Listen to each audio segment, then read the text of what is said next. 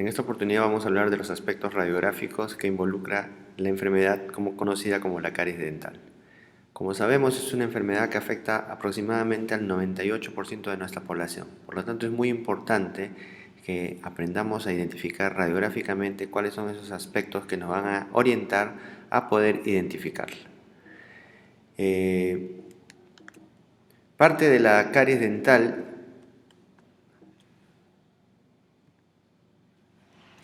tiene que ver con justamente cómo hacemos nosotros la interpretación radiográfica. Y la interpretación de la caries parte de que es una imagen radiolúcida de límites irregulares, difusos, que esto es muy importante, que se van a desarrollar en ciertas estructuras del diente, ¿no? Como por ejemplo zonas donde hay retención de placa o zonas donde es difícil la limpieza, como son las zonas proximales. El examen radiográfico en este sentido nos va a ayudar a observar aquellas lesiones que no las observamos clínicamente. Por lo tanto, van a haber ciertas radiografías que nos van a ayudar, como en este caso son las radiografías Bywin, o conocida como aleta de mordida, y las radiografías periapicales, ¿no? Son las dos radiografías que nos van a ayudar más. ¿Cómo hacemos el objetivo de caries? ¿Cuál es el objetivo primordial de hacer un buen diagnóstico en cuanto al plan de tratamiento? Es que nosotros detectemos esas lesiones de caries cuando están recién iniciando, es decir, cuando recién aparece. Ese es el principal objetivo que tenemos que tener. Y para lograr ese objetivo necesitamos, en primer lugar, un ambiente adecuado donde revisemos las radiografías. El neatoscopio o la pantalla donde las revisemos tiene que ser de las mejores características, ¿no? Que no haya mucha luz inerte. En algunos casos, cuando vemos placas análogas, sería bueno la utilización de lupas, la eliminación de la luz parasitaria y obviamente las imágenes tienen que ser de la mejor calidad. Para el diagnóstico radiográfico, la sensibilidad de la radiografía varía de acuerdo a la técnica. Por ejemplo, si solamente hacemos radiografías panorámicas para evaluar caries, miren, solamente tenemos un 18% de efectividad en el diagnóstico. Esto aumenta cuando lo complementamos con aleta de mordida y más aún si lo complementamos con estudios específicos para ver caries, en el cual podríamos llegar incluso hasta un 98% de efectividad para el diagnóstico. Sí es bueno recalcar que en el examen radiográfico, de todas maneras, hay entre 40 y 70% de confiabilidad del estudio, debido a que necesitamos por lo menos un 40% de pérdida de estructura dentaria para nosotros poder hacer el diagnóstico real de caries radiográficamente. ¿Qué vamos a interpretar? ¿Cómo es la manera ideal de hacerlo? Para esto se tiene que hacer de una manera sistemática, en el cual debemos comenzar por la zona del esmalte, evaluar que esté uniforme, homogéneo, evaluar del mismo sentido la dentina, luego las cámaras pulpares y los cuernos pulpares y finalmente los conductos radiculares. Todas estas estructuras nos van a ir dando luces respecto a si la caries que estamos observando tiene o no, por ejemplo, compromiso dentinario o si tiene o no compromiso pulpar. Esto lo implementaremos luego, como ya hablaremos en otra clase, con estudios periapicales para ver si hay compromiso pulpar, observando justamente la zona del periápice. ¿Qué aspectos entonces vamos a revisar? Vamos a revisar básicamente dos aspectos, la localización y la profundidad. En cuanto a la localización, podemos hablar de lesiones proximales, lesiones oclusales o lesiones en caras libres. En este caso nos vamos a especificar en lo que son las lesiones proximales. Para esto vamos a utilizar una clasificación descrita por el Dr. Pitts, en el cual menciona que si la caries compromete solamente el tercio externo del esmalte, se le considera una lesión de caries tipo R1. Repito, solamente cuando involucra el tercio externo o la mitad externa del esmalte. Como por ejemplo estamos viendo en esas imágenes, pequeñas lesiones que solamente comprometen la parte externa del esmalte, ¿no? Cuando compromete ya toda la superficie del esmalte, se considera una lesión de Pitts o calcificación de Pitts R2. Entonces ustedes cuando lo describen como una imagen radiolúcida, dependiendo de la zona mesial o distal, compatible con lesión cariosa R2. En este caso R2 significa que ya comprometió todo el esmalte completamente. Como podemos ver ahí, compromiso completamente del esmalte. Cuando ya compromete la dentina, o sea, inicia comprometiendo la dentina, se le considera lesión cariosa R3. En este caso, la caries va a invadir la unión del esmalte de la dentina. Puede tener cualquier aspecto, ¿no? Puede ser triangular, generalmente es triangular, pero también puede ser combinada o media difusa. Estas lesiones se forman generalmente en forma de triángulos en esta zona proximal, con la base hacia la zona de la unión, en este caso de la zona proximal, y la punta hacia la zona de la unión esmalte-dentina. Y ahí tenemos unos ejemplos en el cual ya comprometió el esmalte y ya está comprometiendo la dentina. En el caso de las lesiones interproximales R4, la lesión de caries se encuentra en más de la mitad de la dentina, cerca de la cámara pulpar, pero sin comprometerla. Se observa, por lo tanto, una gran destrucción, pero todavía no hay signos radiográficos que nos digan que existe ya un compromiso pulpar. Por lo tanto, acá hablaríamos de una lesión con probable compromiso pulpar. El solo hecho de considerar R4 estamos asumiendo que hay un probable compromiso pulpar. Y ahí podemos ver lesiones. ¿Por qué estas lesiones, por ejemplo, no tienen compromiso pulpar? Porque si tuvieran compromiso pulpar yo tendría que tomar una periapical, como lo hemos hecho en este caso, y ver si hay algún cambio a nivel apical. Si no existe ningún cambio, como el espacio periodontal engrosado o proceso de destrucción a nivel apical, quiere decir que no hay compromiso pulpar. En cambio, en las lesiones R5, ahí sí vamos a ver que existe un compromiso, o sea, va a haber destrucción de hueso, se encuentra más de la mitad de la dentina comprometida, existe ya una evidencia de compromiso pulpar por presentar un espacio periodontal engrosado o, como en este caso, una lesión a nivel apical. Si es más evidente, se aprecia ya una lesión neta, como podría ser la formación de un absceso o de un granuloma. Entonces, en estos casos ya hablamos de una lesión cariosa R5.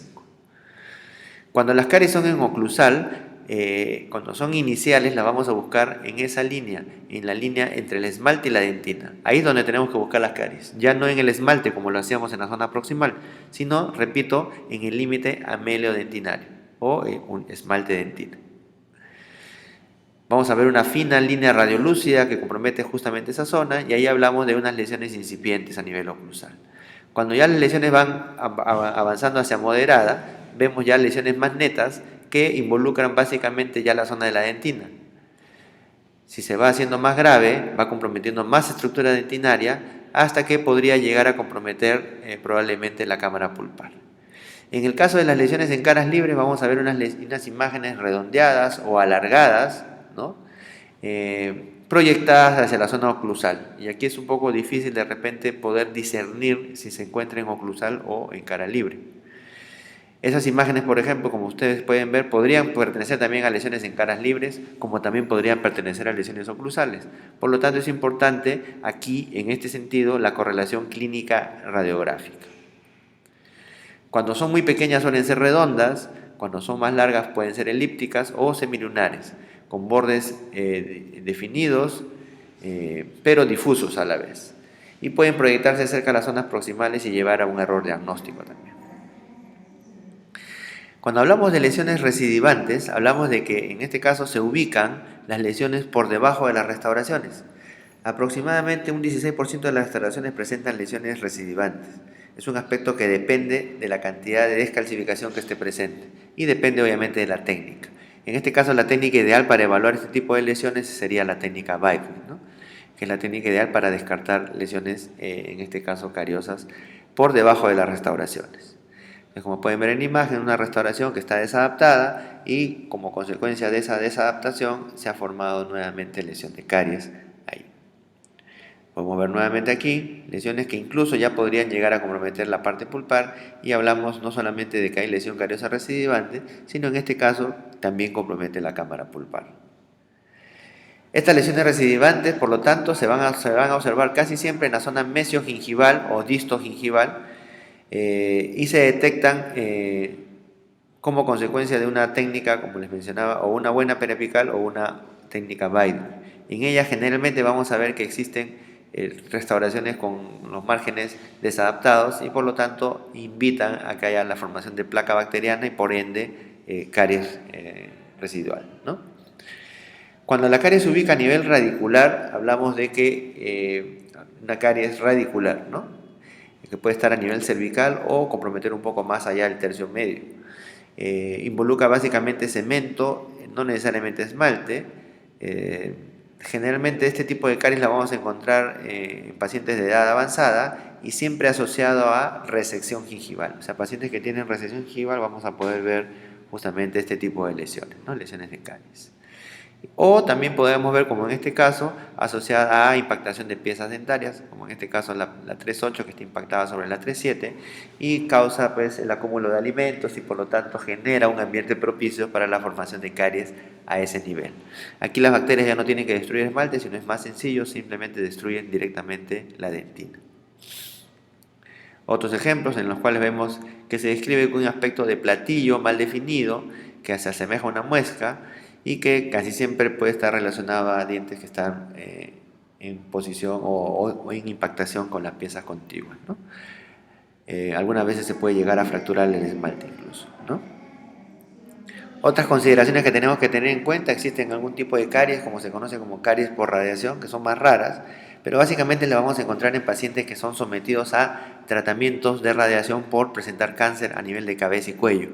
Por lo tanto, vamos a ver obviamente todo un cambio a nivel de la cavidad oral, como va a ser la disminución en la secreción de saliva, obviamente el pH de la boca va a cambiar, va a haber resección gingival y esto condiciona a que haya este tipo de lesiones que clásicamente se van a encontrar a nivel cervical. Entonces es una característica muy importante para el diagnóstico de caries por radiación. Obviamente esto va asociado a la historia clínica de uso de radiaciones por tratamiento, ¿no? ¿Cuál sería nuestro diagnóstico diferencial de la caries? Básicamente lo vamos a confundir con fosas y fisuras, ¿no? Que son profundas, piezas que presentan hipoplasia del esmalte, imágenes que aparecen a nivel cervical, como se conocen como veladuras cervicales, algunas cavidades óseas, perdón, cavidades coronarias, en las cuales hay destrucción del diente hecha por la mano del hombre, pero de repente la restauración se cae y cuando lo observamos lo vamos a ver como una imagen radiolúcida. La diferencia va a ser que en este tipo de cavidades vamos a ver bordes netos, a diferencia de la caries que son bordes irregulares, ¿no? Algunos materiales, ojo, digo algunos materiales antiguos de restauración y bases cavitarias que eran radiolúcidas. Actualmente esto ya no es así, actualmente los materiales y las bases son todas radiopacas, pero por ahí podrían encontrarse con algún paciente que tenga una restauración antigua y esas restauraciones eran radiolúcidas, por lo tanto también se pueden confundir con lesiones de caries. Asimismo lo podemos confundir con desgastes dentarios propios de la atrición dentaria, ¿no? Como por ejemplo un desgaste fisiológico, o por desgastes ya hechos por la mano del hombre, como pueden ser por abrasión, afracción o por ahí algún tipo de erosión. Algunas líneas simples como resultado de la proyección o casos de reabsorción externa o interna que se pueden proyectar a nivel del diente y me pueden generar la sospecha de que presente caries. Muy bien, eso es todo por hoy. Vamos a dejarles luego una práctica para que ustedes puedan un poco desarrollar este tema. En la medida que más radiografías revisen, mejor lo van a hacer. Eso ha sido todo por hoy, así que les agradezco por su atención. Será hasta la próxima.